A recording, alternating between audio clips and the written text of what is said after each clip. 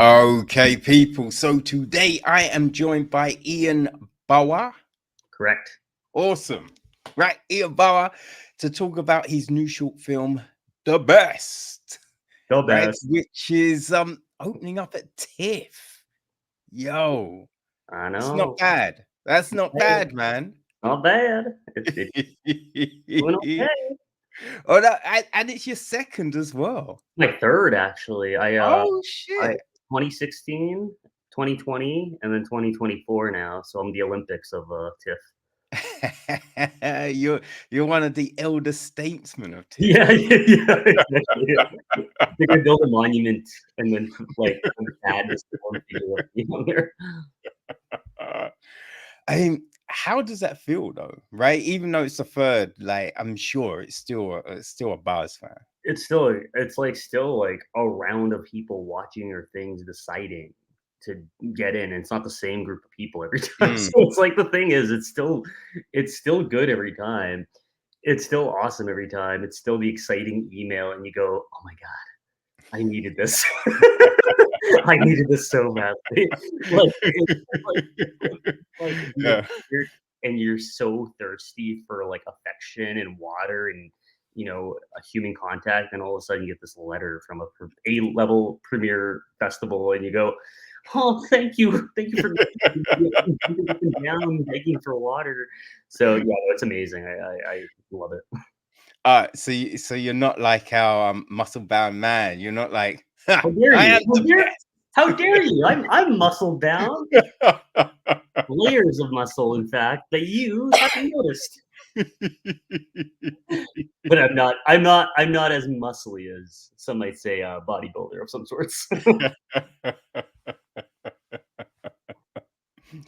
Oh man, like it's such an interesting show because when I get these things sent through, Mm, Cynthia sent it through and she's just like, yeah, I think you're gonna dig it. So I was like, all right, but I don't bother reading the synopsis yeah, because I don't want to be like, I don't want to know. I just want to be able to watch it and just be like, oh shit, this is, if you go in going, oh, well, I know what this subject's about, yeah. that prejudgment that you can initially make. So you see the title, The Best, not expecting what we see, but I think it makes so much sense. And I think you really did a fantastic job of bringing to life, right, this thing that so many people go through, that Mm, self-doubt and that inner voice where you have to keep on kind of gaslighting yourself, be like, nah, I'm great. I'm great. Look at my life. Look at my wife. Look at my kids. Look at everything. yeah, I'm so awesome. I'm awesome. yep. It's weirdly relatable. I did not think it was going to be, but I thought I was just that person who talked to himself way too much. But that's the thing, because I saw your director's statement Mhm, and kind of where this came from. mhm, But as you say, it's so relatable. I think so many people, you know, tell themselves, like they had that doubt. So they have to be like, try and pump themselves up because everything around them is kind of like, when you're trying to get a film made yep, and you're not getting the funding, right? You're applying for jobs and you're not getting a look. Even with jobs, which technically you're overqualified for, right? yeah, You yeah, might be overqualified for a job, or like I recently applied for this thing with the BFI for like film review mentorship. cool. Right? It was because I'm just like, what be useful to get in the room with some of these publications, Yeah, right? That could be helpful. And I didn't get a look in. I did not get, and I was just like, when you're kind of like, I should get this one. yeah, yeah, Like, I feel everything I'm putting out into the world. I should get this one, yeah, right? I've got enough shit out there to show I know what I'm doing. right. Didn't even get a No, thank you. Didn't get nothing. Didn't get shit.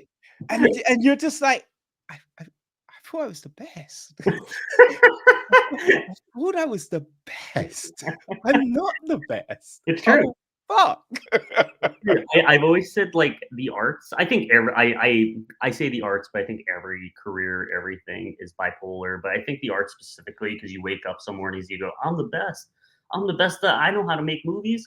And then the other days you wake up and go like, I can't believe I'm still alive." And you go like that, and then but that's where you kind of need that support system where Mm, your champions, whether it's it's your parents or your friends or whatever, but that's where it's like kind of like in the movie, he's surrounded by his support system. He's trying to like reinforce the fact that he's not alone. yeah. But you know, he is in a way. Like when you're on stage by yourself having to talk about Mm. feelings, you're fucking alone. So Yeah, I thought the eulogy was that thing that makes you go, okay, right? Because the nerves and everything mhm. kind of go against the bravado that we just saw. Yes, it's And like so it's that super juxtaposition of one thing and now like kind of the reality it of is what he might be experiencing in life. expectation versus reality for sure. But like it's also legitimate lines from my actual eulogy at my dad's like funeral, Mm. where it's one of those things like I wrote it. I definitely it was during my dad passed away during COVID, so it was they had to stream it on like a phone, the funeral. Oh, So it was like four of us in a room. So I have a copy of the funeral. And I didn't know, like in my head, I have my point of view of like staring out into a screen. But in reality, when I watched the video, I was standing there saying nothing for so long before it actually opened because I was having a panic. I yeah. didn't remember this. And then additionally, like my voice was all over the place. I was just like, "Nah," like my connotations, I kept breathing weird. Mhm. And then lastly, I said like, I wrote a speech and I was reading it. I said some pretty, kind of dark stuff in there where I was like, I that he says in the movie where he says like, I never wanted my dad to feel the emptiness I sometimes feel, and I said that, I said that, and I was like, oh my god, that's very truthful, but also like, fuck me, Yeah. like, uh, Mhm. to say that at a fucking your father's funeral. Um, so like, I think there was just like this, it's a lot of me in the movie. And it's a thing for me. It's therapy. Filmmaking has been therapy for the last few years for me, and this one is purely a therapeutic, therapeutic. Anyways, a therapy film. And yeah, I don't know. It's like I said, I'm happy it relates. I did not think it would. Mm. But no, I think we do that, right? That we think, "Oh, I'm the only person who's ever experienced this thing." Yeah, Or no one has ever experienced it like this, as bad as this. You yeah, don't know. You don't know what I've been through. yeah, And then someone else can be like, "Oh no, that's exactly the same as how I felt in this." And you're like, "Wait, what? yeah. It's true. Huh?" It's like And heartbreaking. they describe the feat and they're like, How did you wait, no, no, no, no, but I went through the worst thing. Yeah, You can't know that."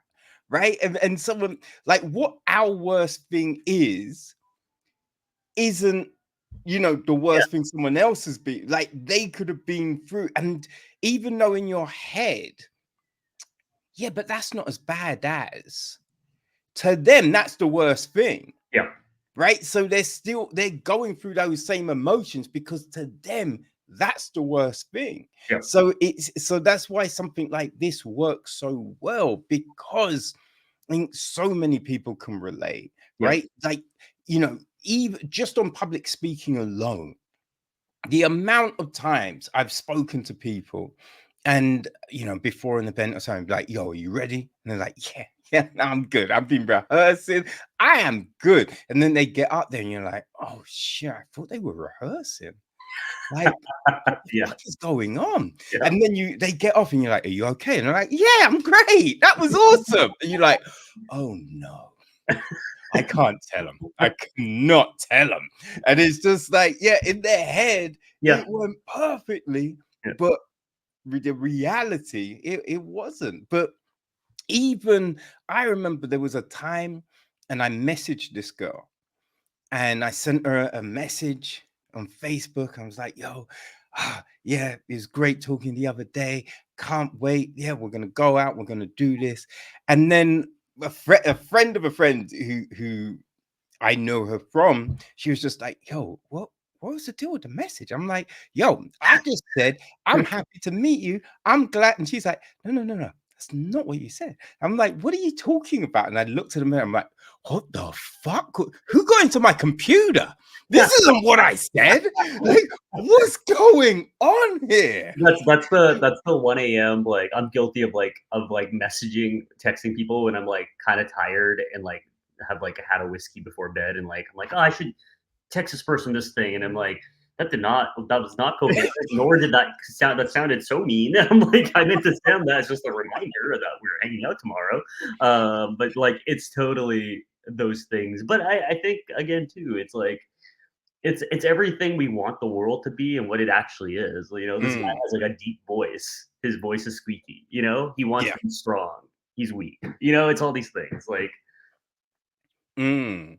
But I think with voice as well, like you in your head, your voice sounds completely different sometimes to what it sounds like. yeah. I mean, one time I heard a recording, I'm like, who's that? And it was like, it's you. I'm like, what the fuck? Like, my voice ain't that deep. What the fuck's going on here? I'm The like, opposite. this is weird. I'm the opposite. I always hear my voice and I go, "I my voice is that high." And the weird part about it is I found some a hard drive with some old like footage of me when I was 18, and my voice is deeper. So as I've gotten older, my voice has gotten higher. I don't know how it's happened, but like I'm Hmm. turning. I think I'm turning into like a mouse. But it's like you know, I think like I should be getting older, but in fact, I'm turning into a mouse and I'm getting tall, shrinking into like a character, and I'm getting Oh hairier. man. Weird, yeah. You may have eaten too much cheese. Yeah, or hormones. Yeah. Maybe I'm drinking too much creatine, and I get well, that Yeah, too. they don't tell you that. It makes you Yeah. strong, but it also changes your pitch. Yeah, you start yeah, you do it go, yeah.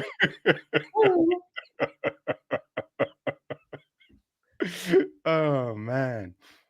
No, yeah, it was just and the gym, right? I feel Yeah. the sequence in the gym was great because it's just like you're lifting those weights, and then it's just like actually, ah, no, this might be, but there's no thank you. Yeah. You know what I mean? It's kind of like this didn't happen. No, that didn't happen. Well, You know what I mean? gym culture is so weird. Like, I think gym culture is it's the most interesting thing, or one of the things I think about, which is why a lot of my movies are like there. I work out regularly. I'm at the gym a lot. I think there's bros who don't like talking, and there's bros that just fucking love to talk. So it's weird vibes. And then there's like things like that where like if you fuck up on a set or something, someone is usually there to swing in to help you, and they just do Mm, it. They go, "You okay?" And they walk away. That's literally the conversation half the time. But I think it's just funny. I also was bench pressing, I think a year and a half ago or 2 years ago, maybe now. I was bench pressing and it was actually the anniversary of my dad's death. And so mentally I wasn't like feeling my best, I'll say. yeah. Like, but I was like, I'm gonna lift something really heavy. I'm gonna max out. And I had a spotter and I was lifting the most I've ever lifted, which wasn't that much, but I'm a smaller guy and had the bar halfway down and I felt a pop. And the bar came crashing down. I had safeties. I was okay. The spotter helped me pull up. I stand up. And he's Mm, you okay? Because like he could tell I was like shocked. And he just thought I, wasn't strong enough. And I said, I felt a pop, something's wrong, something's wrong. And then I started having a huge panic attack at the gym. And I ripped my muscle and oh, that scene, and I had to get surgery, and it was a whole thing. And it was but that scene kind of is that where you're like, you're so ups. I'm guilty of just treating my body badly when I'm upset. Like I try to work out a lot. I try to like yeah, take yeah, it out at yeah, the gym. And I did that in a way that actually ended up hurting myself. And that's kind of what this guy was doing in a sense. He was maxing out because he's so upset. 'Cause Mm. feel pain of something feels sometimes really good when you're not feeling like your best self. Yeah. No, I think that's definitely a thing when you are when everything is kind of on you, Mhm, you're not getting your best workouts. mhm. Like I do I've done like jujitsu, kickboxing, Oh, yeah. and if it was just one of those funky days at work Yeah. and you go, ugh, you could just be like, "Oh, for fuck, I tapped to that? I Yeah, can yeah, get yeah. out of that." Like, what the fuck, man? You know what I mean? It's just one of them ones where, on another day, everything's flowing and you're just like, "Yes, I am feeling it." Yep, But your mood can really dictate your performance, yep. which is kinda crazy. Mental health, man, like, it's true. It's just like if and that's the thing I've talked about, even just going to the gym. You have to almost like you have to make it so much of a habit so it's not a big deal every time you're Yes. there. And then even when you're there, it's okay to have those off days. I just think they have to like, be less than the ones you're there where you're fully engaged to be there. So it's a whole mental health game, and that's truly what working out is, like all that. Mm. Yeah, at the moment, I'm just dealing with some injuries. So, like, nothing is what it used to be. You know Right. what I mean? Like, I can't do as much cardio Yep. because my knees jack, my shoulders crazy. So in boxing, I can't do quite the same. And sometimes people are like, "Oh, you can punch harder than that." I'm just like, and I'm just like, Yeah. yo, I'm just doing what I'm doing, I right? It's not even that point because back in the day, you'd be if someone said something like that, you'd be like, "Oh, you want to see me punch hard? I'll fucking punch hard yeah, yeah, all yeah, yeah, yeah. right now." But now it's just like, you know what? I don't care what you think. Yep. Well, You know what I mean? So it it's just keeping it flowing, just knowing that okay, this is all I can do at the moment. right. But once I heal up, then I'll get back onto it. But by going, you're just, you know what I mean? You're just keeping everything moving. You're not getting like crazy out of sync with these things. Right, right, right, yeah. It's like I don't know. I tend to I do a boxing kinda like boxing boot camp cycle. It's like I call it dance boxing mainly because it's like you're not fighting anyone, you hit a bag to music, but it's really Yeah, fun. yeah, yeah, yeah. It's like a hit workout. It's really Mm, steady, it's really good. I have done boxing, but this one I find I get like a almost a better workout because 'cause I'm just hitting a bag as hard as I can. But I'm very competitive with everyone in the room. It's a bunch of 20-year-olds. And I'm very like, if I and I'm smiling the entire time. In between, it's like songs or we have breaks. I'm just bouncing, jogging, keeping my heart rate up. I'm like, I'm gonna show them I am stronger and keep going, even though I'm mm, the oldest one in the room. And I think it's something like you said, like I realized, I think it was 28 when I used to play soccer. I was always the fastest person on the field. And then one day I was or I had the ball and I was running, and this 18-year-old kid just started passing me, and I was like, "What the heck?" I'm like, I'm fucking top. I'm like year 5 right now, baby." I'm like, "How is this guy doing?" I'm like, "How is this possible?" And I was like, "Oh, my body is aging. I can't do as much as I used to do." mm. And it's scary. It actually was like a very aging has been a very terrifying thing for me, and I think aging, along with death, along with people dying, has been like one of those weird things. It scares the fuck out of me for whatever reason, but it does. Immortality is kind of the issue for me. But it seems to have given you fuel for a lot of work, Yeah. right? Yep. Because my son, that was another of your short that went Yep. to TIFF in 2020, Yep. and you've got oh, what's the other one? Like conversations with So there's Strong Son. There's My Son Went Quiet, and then that's there's it, that's it. Next. Yes. Yeah. Like in the last three, like I've been calling it the Sad Dad series, which is it's just like my joke now. But like when my dad was alive, I made 3 short films on Super 8 with him, and the first 2 were kind of like whatever little tiny docs about him that were just like nice little memorabilia's, and then I made Strong Son that he was in, and it was like just a whatever project, and it blew up. It went to TIFF.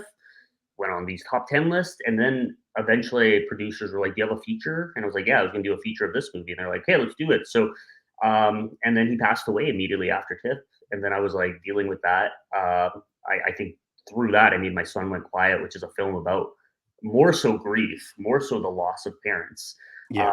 and it's more like I'd say like a quiet horror. I don't know how to describe it, thriller drama. And then the best is kind of about is almost a sequel to Strong Son, and it's about just having to live in the moment of someone dying and what that like those like 24 hours are. And I think it's all everything I've gone through. It's me just working it out in these funny, weird ways, but also just like it's my therapy of just getting it out of my system, and now it lives there, and then I don't have to fucking think about it Mm. anymore, you know? Like, I don't have to think about my funeral speech and how embarrassing that was. I don't have to think about, my dad in a coffin anymore and all that shit. So I'm like, now it's on film, it's done. This movie's like, it's a narrative, it's not a doc, but it's just it's part of me, so it's out there and it's all good. Mm. Yeah, I know. I think that's a valuable tool, right? To be able to do that. And then I think it also kind of shows you that these things aren't really that embarrassing, True. right? Yeah. Like the eulogy, because so many people have completely fluffed public speaking. Yep. You know what I mean? And if anyone is gonna be like, "Oh man, you suck. Yep. Oh my god, the eulogy you get," like that's a real piece of work that would not be able to see the pain and the trauma of the moment, right? Someone struggling to get things through. It's not the same as, just getting up and doing a speech in front of for work at a conference. It's a Right, different right, right. thing. So it's just like there's so many people that probably see that Yeah. and can be like, oh, I know how that feels. Yeah, yeah. Right. I have been in that situation. And I think also, like, it's funny, this idea came, like, a while back, like, 2 years, and then I kind of reformed it to make this version of it, like, but the idea of this guy talking to himself at a funeral was something I had for a long time. I was worried, and no one has brought it up. I was worried that, someone would, compare it too much to a movie called Thunder Road, which was also a short film that won at Sundance, Mm, by, oh my god, I can't think of the film name, Jim Cummings, really nice. yeah. Anyways, yeah, the movie starts on like this cop giving a funeral or sorry, a speech at his mom's funeral, and it's like the most awkward speech because he starts singing because the his Yeah. music won't work, and he starts singing Bruce Springsteen, and Yeah. he's Because they losing. turned it into an actual feature. Yeah, yeah, it's And a that bit's in it, yeah. And it's so just like, funny. oh, It's oh, so funny. And yeah. then I thought the biggest comparable, was gonna be because Succession just finished like a year ago, and one of the few final season episodes is someone at a funeral having a, not like a panic attack, but basically a breakdown. I was like, oh man, is this too relevant? I Um, mean, firstly, Ian, right? yeah. Spoilers. Come on, man. Come on, man. Now I No, know there's a funeral in Succession that I might as well not watch it. What have you done? have you You not seen Succession? Who are you? Oh, now you're gonna judge me? It's an HBO classic. You gotta watch Sopranos. You gotta watch The Shield. You gotta watch Succession. You gotta watch Leftovers. Let me teach you some life lessons here first. Oh man. Like my friend Daniel dogs me Yeah. all the time because there's like especially right now, because reviewing films and everything, like I'm watching so many Mm, films, so many shorts, so many docs. Like when there's a festival, there's so much. mm. So trying to get into a TV series can be tough at times. I And believe. so there's things that I haven't finished Dexter yet. I haven't finished Breaking Bad. Haven't even started Better Call Saul, Neither. haven't started Succession, haven't started The Last of Us. I will tell you right now, Ugh, you can drop out of Dexter already. After season 2, it's not it doesn't get any better. Okay. Yeah. I was there's yeah, I thought the first 2 seasons were really good, Amazing. and then you get to the point of, how has no one caught him? It lasts too long. There's 7 seasons, and then it ends terribly. But I don't know if you know, they did, like, another spin-off that's like Yeah, there's well, I also heard they're doing another one as well. yeah, they're doing a prequel where he's a Yeah. kid. Um, so, like, Showtime is really just squeezing the lemons out of here. But, I will say the one that came out last year on HBO or whatever it was on, Showtime was pretty good. Okay. It definitely made the last few seasons, like, it just kinda helped treat the show better by the end of it. But it's a show I will recommend. You just watch a YouTube catch-up video, and you'll be fine. Okay. Yeah, I heard that people didn't like the ending, Yeah. and then I heard that the recent HBO one was kind of like did more justice to the ending It did, kind of thing. but no one also watched it, like, I didn't know many people that watched it, but similar Yeah. to you, though, like, I'm very particular the TV I watch. I'm mainly movie. I'm a movie nerd. I'm just at the theater way too much, and it's I don't know, I love it. I went to see Aliens last night. I'm gonna try to see Dee Dee and Sing Sing this week and, catch up, and then TIFF, I'm gonna just be in the theater watching so much. I mean, that is the joy of a festival because Yeah, you can get so much. yeah. You can see so many, and also you're watching things that you might not ever have seen. I know, yeah. It's gonna be like honestly, TIFF too. I've got to do it virtually too many times at this point. Mm, I've got to do real life, and this is gonna be nice just for. Last year I got to do it. I got a free pass, so I went and I saw a bunch of movies. But this time it's a different vibe when you're actually have a movie in. You still get to watch a lot of stuff, but the parties are a little bit more, I'd say. But it's just like you get that special little treatment, and people go, "Oh, what are you doing, Tiff?" I'm like, "Oh, I have a movie here." You get to do that a little bit more. But no, I'm looking forward to it. There's definitely I haven't sat down to make my like watch list yet, but I right. already know like there's a few things I want to catch while I'm there, and yeah, we'll see. It's also like I'm all about the Lions. I don't do Lions, so I'm like I'm in the morning press screenings. I'm all about press screenings. I Yeah. can't. Yeah, yeah, yeah. Yeah, no, the press screenings, they always start so early. I love it. I love it though. I love Oh, yeah, no, my it's awesome. coffee. It's great. Yeah. But my only thing about a lot of the press screenings, I mean, festivals are slightly different. Like it's when you go to a midweek, press screening of Yep. something, especially, but you watch something and you're just like, yo, what the fuck did I just see? Like, did that mean this? Or, oh, was this? And then everyone's left. And you're like, wait, who can I talk to Yeah, about this yeah, yeah, now? yeah, yeah. There's no one. That Oh, is the worst, like, feeling. Like, I'm bad for, I go see movies by myself a lot, just in mm, general, and, like, I'll walk out of a movie being like, "Who do I talk to about this?" Like, I just even, like, basic movies, I like the conversation after, and, like, sometimes I'm just needing it so badly where I'm just like, "I guess I gotta go on Reddit and, like, read yeah. people's reviews." Yeah. Oh man. Like I saw Aliens on I my just own saw last night. last night. Yeah, Yeah. yeah. I went last night. And yeah, I was just like, oh man, who can I there's no one to talk to about this Yeah, thing.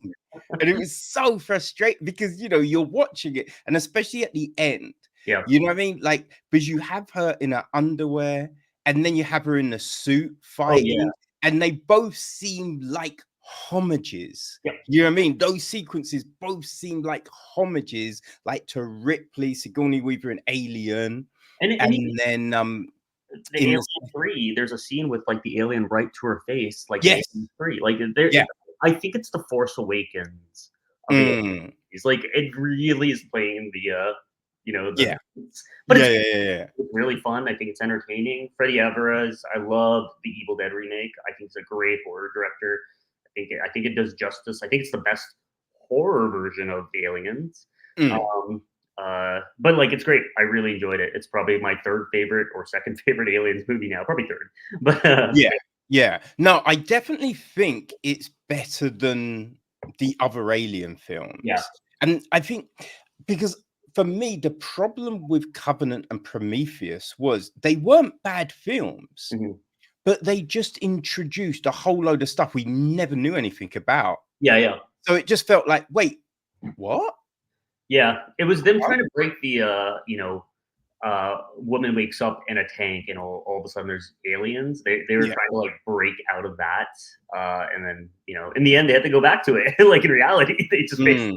it, and we'll see what happens like for a sequel because it made money. I think it Oh, did yeah. 45 No, million North America. yeah. And I think it'll be interesting to see what the TV show does. Yeah, I heard about this. Because I we because so we I think that's I think it's next year. I don't it is. think it's the end of this year. I think it's next year. So it'll be interesting to see how that plays. Yeah. Like I thought Romulus was good. Yep. It wasn't Prey. I was hoping it would be Prey Interesting. and That's very fair. completely re-energize the franchise. Like it was interesting, Yeah. but it didn't make me go, "Oh my god, I need more now." Yeah, different energies though, but I would Yeah. say I know what you mean because yeah, Prey, I walked out of that going like, "Give me 3 more of those, I'd be fucking happy." Because but that movie has a lot more, like, fun in it, I think, more than Aliens. Aliens, it felt more horror, and Yeah, I think I enjoyed it. Though I those are, yeah, very good comparables at this point. I don't know if they're doing a Prey sequel. Prey they are. they are. Yes. Is Dan Yeah, Trachtenberg. I saw something a few months back, and, yeah, it had a quote from the head of 20th century saying, "Yes, that, That's you good. know, I'm we're at work on the next Prey I'm film," as it were. curious if, Dan Trachtenberg's directing, like, he did the first like, I'm really curious. I think he's one of the reasons why that movie works. And Oh, so and it's like I think the only annoyance with that movie is that it came out on streaming and didn't get yeah. theoretical because I would have been in the theater watching it Mm. times. Oh, definitely, definitely. But I think the next because I think Romulus was meant to go streaming originally. Really, wow, that sucks, but Yeah, the world we're but in. they were just like, "You know what? Nah, fuck it, we'll send it." I think they thought about Prey Yeah. and something else did well, and they were like, "You know what? Nah, we'll put it in theaters." It's been a rich summer. It's been like money has been flowing between like Inside Out 2, Wolverine, like Yeah. Bad Boys Both as well. both billion-dollar films for Yep, Disney. yep, I know. And I don't think they did 1 billion last year. Nope. Like, for the past few years, they were the best Yeah, the highest grossing studio. Last year they weren't, yep. but this year they are back in I a know. big way. It's It's like crazy. I know I thought Despicable Me was gonna do better than Inside Out 2, but I was wrong. So and better movie. Inside Out 2 was much better movie. I think it's good. Every year it's been a growth of summer movies. Like it started Top Gun. What was last year? I can't remember. It was the big one, but like this year it blew up even more. So it's like Mm, we I need it for it to make like we all need it right now. It's the only way like I can keep things going if the movie industry keeps yeah. going this way. So Oh yeah. No, there's definitely something about seeing a film and that escapism, yeah. you know. But even, something like The Best, Mhm, which is closer to home mhm. than, Alien Romulus. Like, how often do we find ourselves on a derelict space station, right? Exactly. Yeah, I mean, there was exactly. last week, but Yeah, yeah. we can forget about that. Anyway, no, but even with something like The Best, it's that thing where although you can relate to it, it kind of helps diffuse those like nuclear weapons in our mind, Right. right? Where it's just like you think, oh, this is the worst thing, and no one else has, and then you see something like the bit, but oh, oh, it's Yeah, like yeah, yeah. other people. Yeah. Okay, all right, I'm good now. Okay, I'm all right. Like You know what I mean? So it like there's escapism, but then there's those films that help us see reality in the way we should be looking at it. Yep. I think that's something like short form content, short form video, short form movies. Like I think that's what they do the best. And that's why it's good not to waste people time. Like I think a lot of new filmmakers these days, maybe they haven't done like it's so easy to make a movie these days, like easier in the sense of having cameras everywhere. But Yeah. I think it's like the storytelling aspect where they're like, man, guys, like you're wasting my time. Like be concise, be tight, like you can have a 20-minute short, but just make sure it's deserving of being 20 minutes. Don't Mm. fucking waste my time. And I think that's the thing. As long as if you're telling that story and you're trying to, you know, connect with your audience, keep it as lean as possible, especially in this day and age. Everyone has ADHD. Well, I don't necessarily like because it is one of those things, right? Where we have been told that it has to be short form. Mhm. Like people, like their attention span doesn't, they're not going to stick with something long. And I remember when I first started doing reviews and interviews, people were just like, you got to have it short. Right. Like no one's gonna listen to something like that's an hour. Like, Right. what are you doing? And I was like, yo, if it's interesting, people are gonna stick with it. You Yeah. know, like if there's been 3-hour films Yeah. where I've just been like, wait, that was 3 hours? Yeah. Yeah. Yeah. Oh. And then there's been other films that maybe were an hour and a half. I'm like, yo, this is is this 2 hours? And you're like, oh, 45 minutes. Oh, okay. Yeah. You know what I mean? So I think if the story is there, Mhm. people are coming, right? And I think Deadpool and Wolverine do a great job of showing because everyone's just like superhero fatigue. And Mhm. it's superhero fatigue isn't really a thing. It's just people are tired of bullshit stories. That's what it is. Yeah. I So agree. give me a good story, and people are just like, I'll watch it, Yep. right? And so this, I mean, you must see this all the time, right? Where people are just, there's a come to my workshop and I'll show you how to make a film. Yeah. Yeah. Yeah. Anyone can make a film. Yeah. You know what I mean? Like I see it, like anyone can do stand-up comedy. Yeah. I've been to some of those because they're free Yeah. sometimes. Yeah. Like the first one's free and then you have to pay because I'm like, oh, if I go to this thing, maybe I can get stage time Yeah. over at Yeah. that Yeah. place. So you go and then you listen to people and be like, yeah, not everyone can do stand-up comedy. Yeah. Like, oh my God. And it's just like, not everyone can make a film. Not everyone can tell a story, Yep. you know?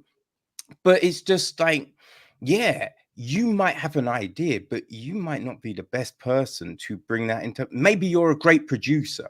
Yep. You know what I mean? But I just think you have to find what you're good at, and not everyone can do this thing. And I think, you know what I mean? Because I think the way you structured the best, the way we get into it, and then especially the end, Mhm. where now he's pumping and just what he's hearing, and you're Yeah. just like, oh fuck, yeah, that's motivation. That's gonna motivate anyone. You know what I mean? To hit a personal best. Like it'd be interesting to listen to you know what I mean, some of these past Olympic champions. Yeah. You know Yeah. what I Yeah. mean? When I forget it was Lyons, was it Niall Lyons? Oh, I don't even know. Yeah. Who won the 100 meters. Okay. And Okay. it's just like, what's going through his head as he's like pushing himself across that line? Or someone going, you will never equate to anything. You're rubbish. Yeah. Like, what's going through Simone Biles' head as she is killing it on the floor? Be like, oh, you can't do this. You're too short. You won't be able to do that. Like, because those things can really just take you to the next level, can really motivate you. I think it's the movie Whiplash. I think that movie's great. Mm, The idea of what motivates greatness. Like having a teacher that's so cruel, it's abusive, or you being coddled. yeah. And I think truly, like I'm one of those people that like almost needs to be like belittled in a way to like feel to like win because I see the world as competition, and it sucks. It's gonna probably be cancer because of it, but it's it's been successful for me so far. I've been fine, but yeah, I do think it's like a way of just like some of us are programmed that way, and it's fine. It's annoying sometimes, but yeah. Well, I mean, it's Jordan's acceptance speech, right? I think it was the Hall of Fame, or it might have been an award at his university or something. Mhm. And he just, instead of being like, oh, yeah, I got here through hard work, he just ripped everyone Yeah, that I said he remember would this. not be any. And I'm like, you know what? I respect the fuck out of that. Yeah, why not? Because firstly, what the fuck are you doing telling a kid you won't amount to anything? Yep, You'll never be this. yep, You'll never be that. But when you hear a load of, actors, sports people, you know what I mean? Just these successful people talk about what what drove you? What got you? If you're like, oh, I was told I was never going to be shit. So I wanted to prove everyone wrong. mhm, And it's that thing. It's that thing that can put the spark under you. yep, Now, there are some people that were like, no, everyone was great. People like supported me and told me I was going to be good. And that's what drove me to do sometimes, but majority of people were told you ain't going to be shit. no, it's true. I agree. You like I said, it's like where success produces. It's like it's the seed. It is funny when you think about like like let's say Daniel Radcliffe or something. Like starting so young, having great parents, and he's talented and has been successful. And like there's people that don't have that, where they didn't have to because they started at an age where they were just like, yeah, we're in it. It's just like Mm. you know being caught, but like it still can produce greatness. It's just like it depends what you need in a sense, or I don't know, what gets you out of bed in the morning. Yeah. Yeah. It's so peculiar. Mhm. It's so peculiar because there's not a fixed way to do any of this. You know what I mean? You Yeah. like someone else, you give someone else the script to the best, they're Mhm. making a different film. Mhm. You know what I mean? But it might be the same script, but their opening might be different. Their ending, you know what I mean? Like there's so many things that might be different. Yeah, yeah, yeah. So it's always interesting how different people, different voices can bring certain things to life in a certain way, and why it's so valuable to have different voices, diverse voices tell stories. Yep. Yeah. Like, what was the casting like for this one?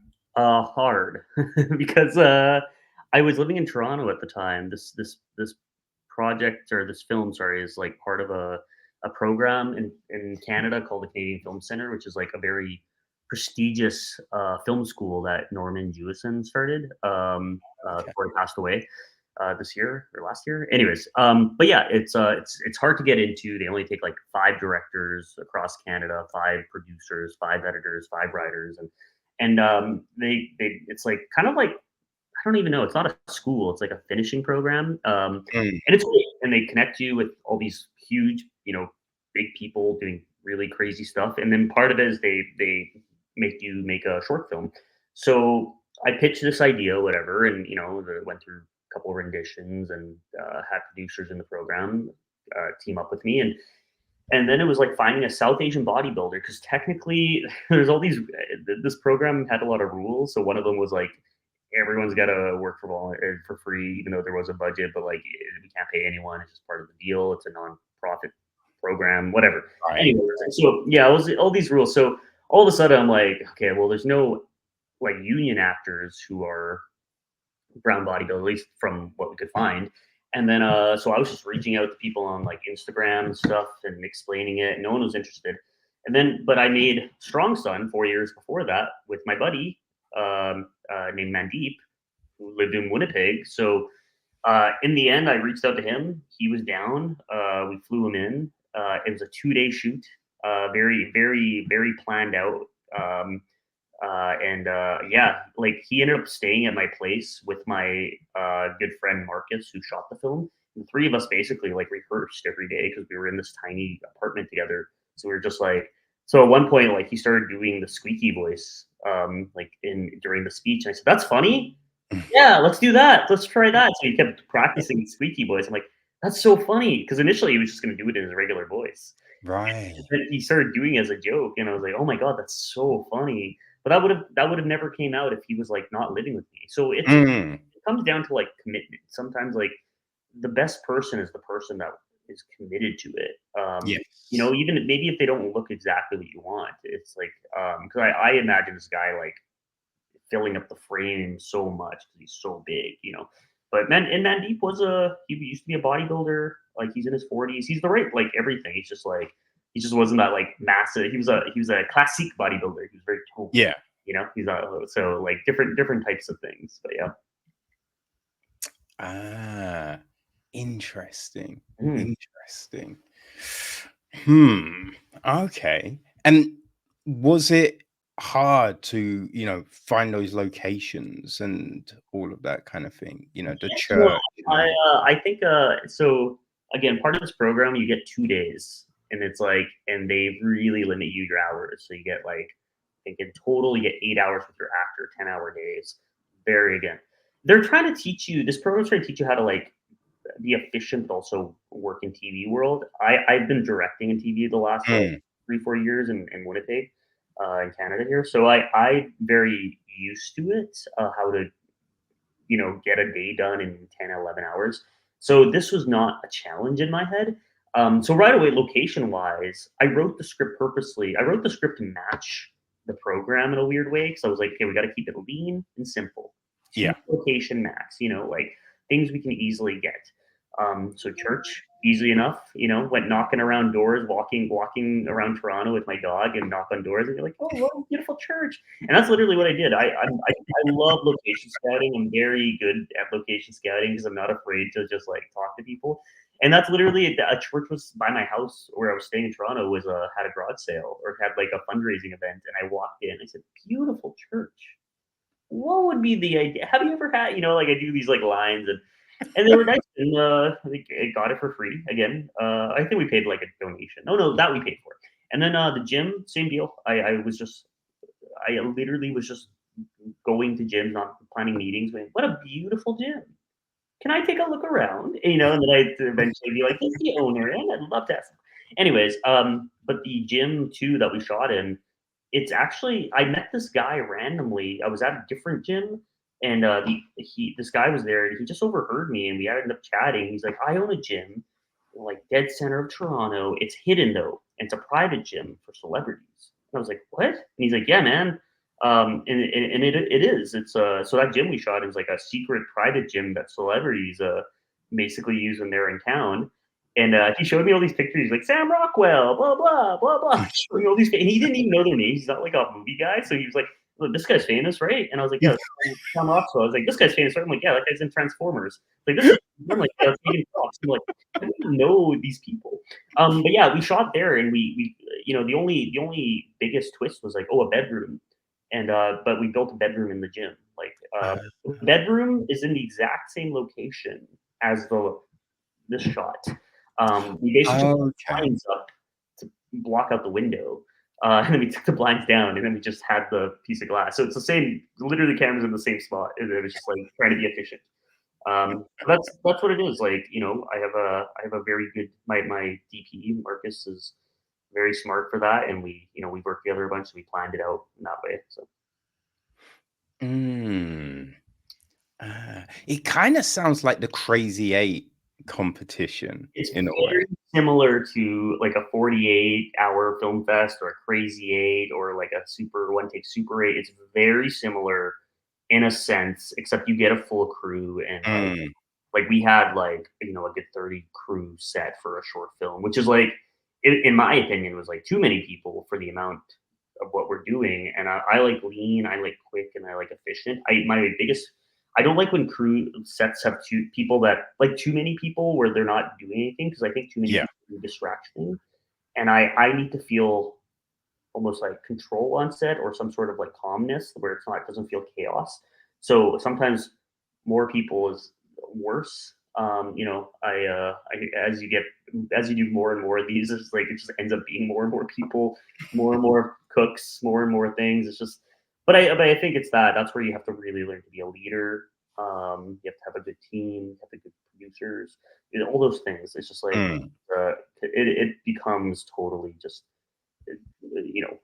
moving a ship, and that's literally what you're doing at that point. So right, right.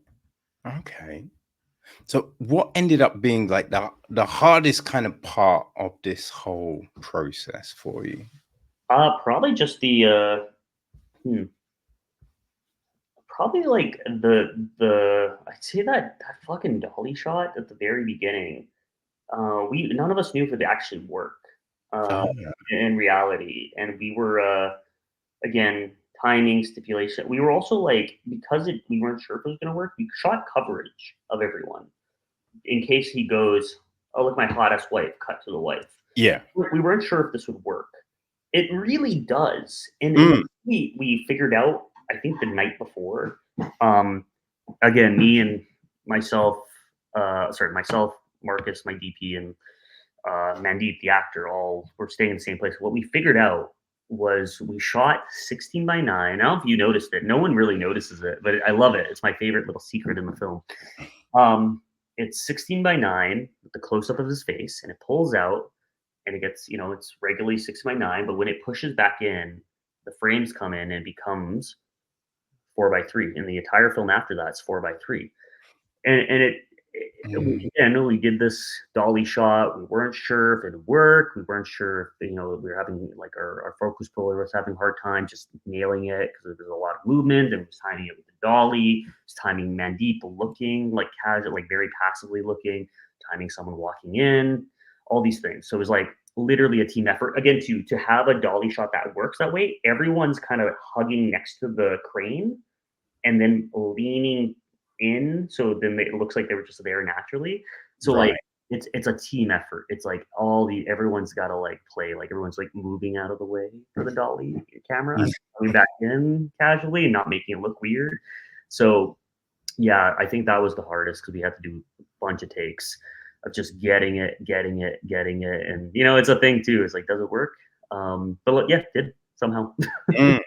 No, so it was yeah, it was a really good way to open up the film and then just bring these other people in. Yeah, And it's funny because they don't, you know, they're not a huge part of the film. no, they don't matter in reality. No, but the body language, the facial expressions really work for the moment, for the scene. Mhm. So it's just like, but yeah, I think that really says a lot about someone's commitment to the piece Mhm. and what they're putting into it. Because even though they're not going to have a whole load of screen time, Yep. you know what I mean? They're giving you all of It this. was a thing when all the other actors, like, they're leaving and they were like, "Oh, it was so fun. It was so good." I'm like, "I'm sorry there wasn't, like, a lot for you guys to do." And they said, "No, it was like a team effort. Like, we all had to, like, learn how to time with the dolly." And they're like, "It was super like, interesting and fun and, so hard for us at the same time." So we all were like, it was a group effort of all the camera, you, us, so like great. And then like, we did end up there was a version of this film where we didn't cut to them when he's talking on his speech. And then we added that in, our editor, and it worked. And I think part of it was I got all of them to do nothing, basically, just look and not react overly, not go, not do these weird looks. Yeah. I have them sit, and I tell them to breathe. I said, and do things like that, just general things. Because I think it's like I think less is more, and I think very student film problems is the actors. It's like you give a direction of look confused, and someone goes that's too much. Yeah. Looking Yeah. confused can be just as subtle as this, just like just looking down.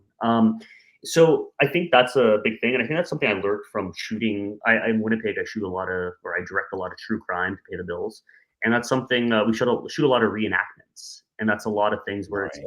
like the reenactments. There's no dialogue or anything; it's just body language stuff. So you learn how to like sell by not oversell because the editor, it's too much for the editor to cut to the cop was thinking about the case. Like you can't do that. You can't fucking use that. It's too fucking Simpsons. So yeah, so you have to like figure out ways to be subtle. And I think this movie is, it starts maximalist and then becomes subtle as it goes on. Mm. Yeah, yeah, for sure. So you're opening up at TIFF.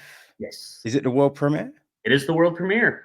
Boom. I How know. outstanding is that? Yeah, it's been great. It's like truly like one of those like you got to play the game now where you're like, okay, well, we got TIFF.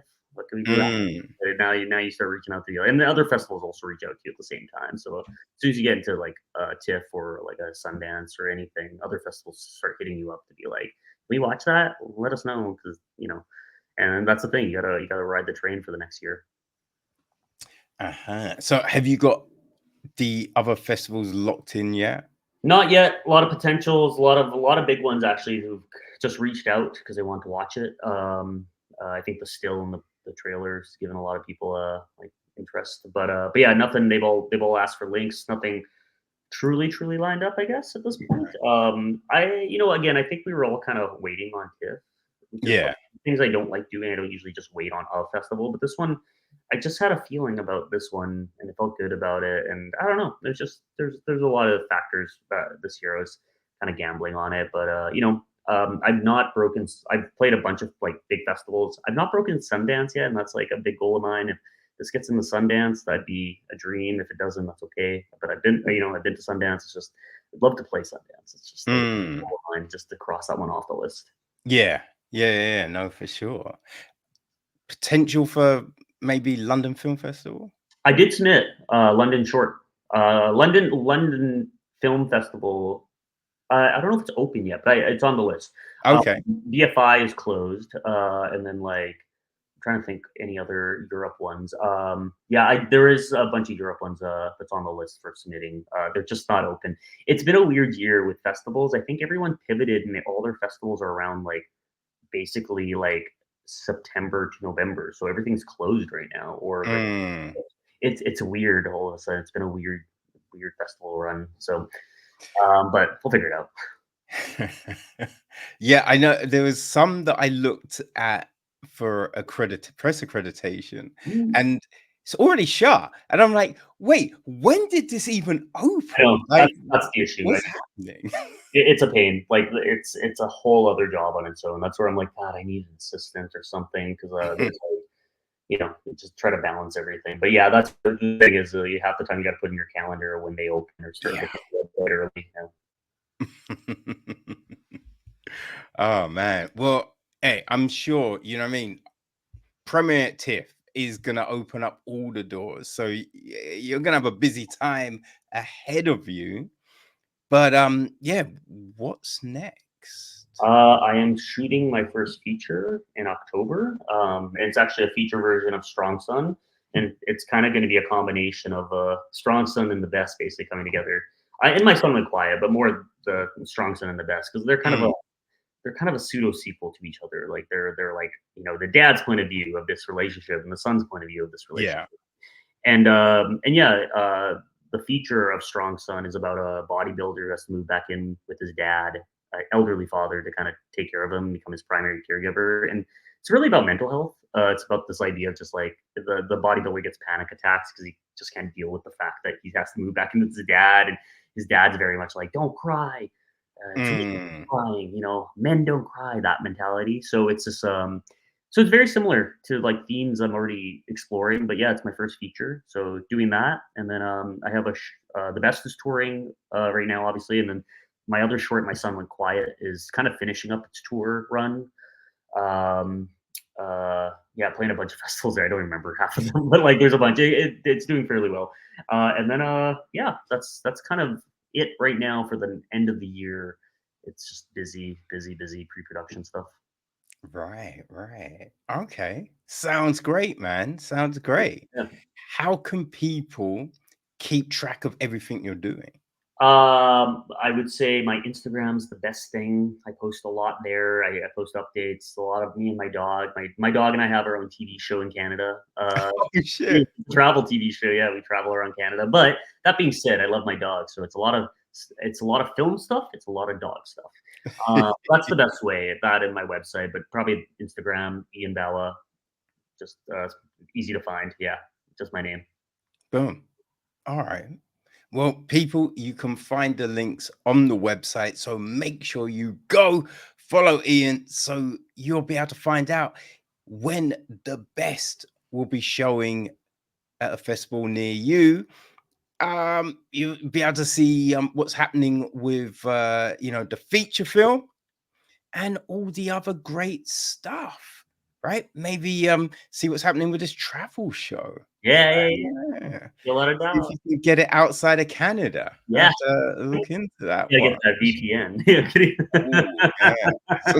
Oh, yeah. Oh, man, Ian, this has been great. Thank you so much for your time. Yeah, Real man. fun conversation. Yeah, yeah, yeah. It's great.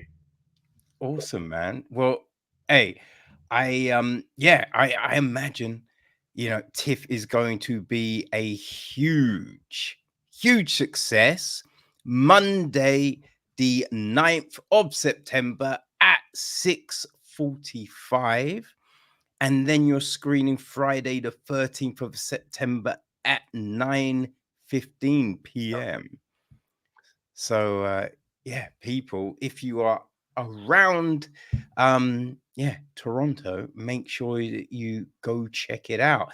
If you can get a ticket, that is, because boy, They I'm say imagining it's gonna be standing room only. it's a sellout usually. It's surprisingly like, it's TIFF, so whether it's a short or feature, it sells out. It always sells. So Mm, it'll be good times. yeah. Doing a Q&A?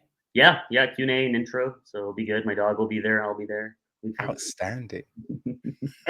All right, man. Well, all the success, and yeah, looking forward to seeing what happens with the feature. And Yeah, man. when you're ready I'll to be talk, please come by and we'll have another conversation, right? Sounds good. Yeah, I was gonna say Cynthia will probably be reaching out, so Yeah. cool, man. Outstanding. Take it easy, man. Have a good one. Bye. Bye.